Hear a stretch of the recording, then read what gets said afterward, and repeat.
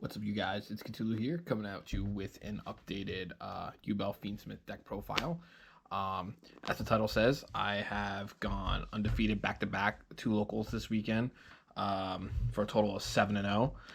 If you want to count my past 4 locals, I've gone undefeated in 3 of them. Honestly, total record of 13-1 in the last 4 locals, and even before those 4, I've been like either going undefeated or maybe dropping 1 game. Honestly, the deck has been really fun and consistent, so let's just get right into this. We're going to start with the normal Yubel or Dark Beckoning package. Standard 3 Samsara. This is where it might get a little controversial, only running 2 Dark Beckoning Beasts. I could run 3. Obviously, it's another searcher. I don't like the Chaos Summoning Beast. I know it's another name you can search for. But honestly, like, opening with it is really bad. Especially, like, because some of the U-Bells are bricks, but at least you can turn them into Phantom. If you just open with that and, like, hand traps, it's not a good time. 3 Squirmer. So that way we can push with having less starters, so at least we have the extension. And then for the U-Bells, 2 Spirit, 1 OG, and 1 Terra Incarnate. So again, I have seen some things where you can actually start cutting this, but I figured at least, cutting the Chaos Summoning Beast will help brick the bricking alone besides just cutting this. So we're just keeping this for now. And then we're running 3 Thrones and 1 Terraforming.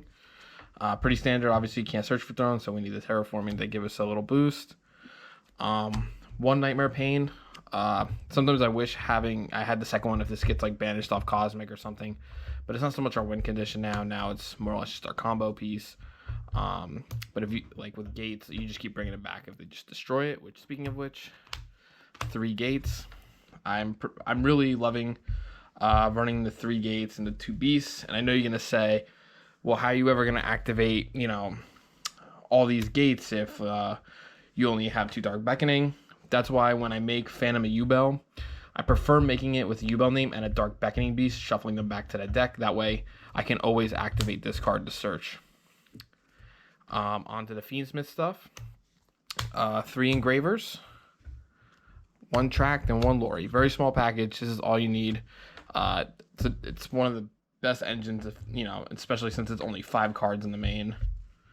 And then for the even smaller Unchained package, just 1 Shavara and 1 Chamber.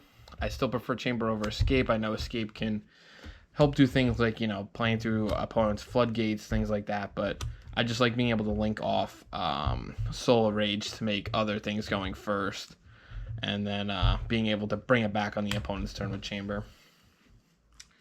And then for like the miscellaneous spells, we're just doing the 1/1 for 1.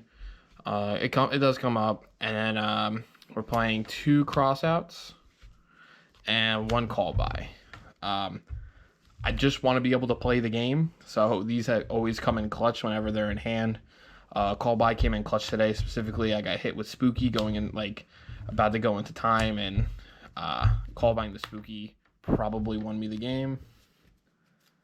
And then for the hand traps, 3 Imperm, 3 Droll, 3 Veiler, and 3 Ash.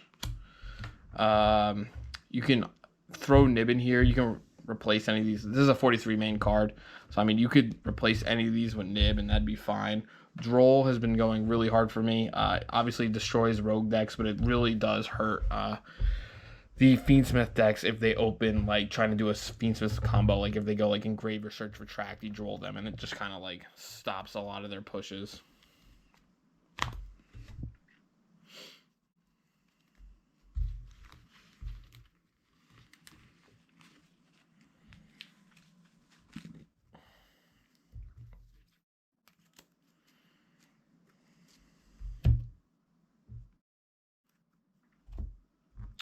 And then onto the extra deck, starting with 2 Phantoms.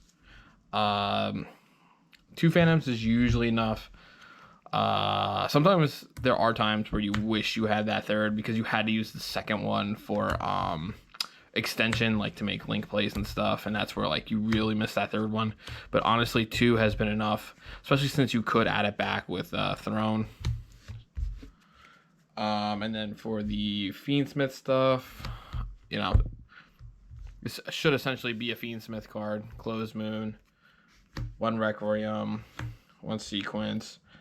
We're playing the Lacrima, and then I'm also playing the Desiree for Tempai matchups for like the board breaking, because board breaking is pretty good into the Yubel field. So sometimes if I know my opponent's on board breakers, it's nice having this, so at least I can do things to negate, even like negating Dark Ruler by chaining the Unchained Trap and then chaining to that to negate like Dark Ruler and something else. And then we have our Unchained package, which is just Yaman Rage, and then essentially our other unofficial Unchained card, SB Little Knight. I do miss the Red Dog going second, especially when it comes to like trying to OTK. I did think about side decking the Red Dog and maybe like an access code talker. It hasn't really affected obviously what's been going on. Playing the 2 TCG exclusives, Aerial Eater and Necroquip. Necroquip does come up a lot. Aerial Eater is good if you can't get into your Yubel stuff. It's easier to do your Yubel plays. You make Aerial Eater and send what you need to send to the graveyard. And then just for the other miscellaneous, Apo, and then our 2 XDs, Caesar and Varudra. Caesar comes up all the time. Not once per turn, special summon negate. You know, any effect, whether monster trap, spell, is absolutely disgusting. Obviously, monster negate. And Varudra does come in handy if you can get into him.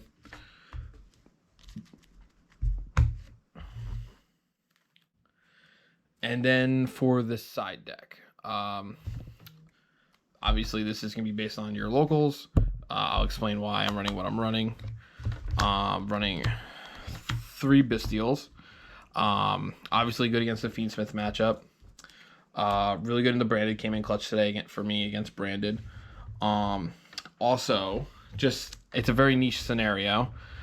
But the other reason why I like this card, you're going to see a lot of my side decking. It's actually revolved around, it's going to sound stupid, it's revolved around one deck, or sometimes even specifically one card.